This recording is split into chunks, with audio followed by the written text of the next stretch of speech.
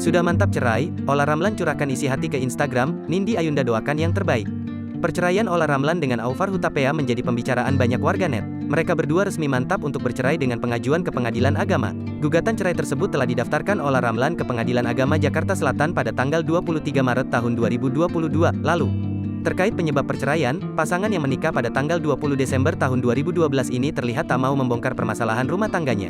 Kendati demikian, ibu 3 anak ini menyebut keputusannya menggugat cerai Aufat menjadi masa sulit baginya. Hal itu ia ungkapkan dalam postingan terbaru sang artis yang diunggah di akun Instagram pribadinya, @olaramlan. Ola terlihat mengunggah fotonya mengenakan pakaian serba putih.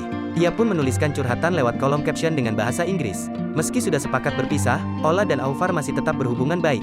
I feel like there is no right day or way to say this, but what I can say is that Aufar and I are on good terms, tulis Ola, dikutip Tribun News Sabtu, tanggal 26 Maret tahun 2022. Pun ia berharap keputusannya kali ini menjadi yang terbaik bagi keluarga.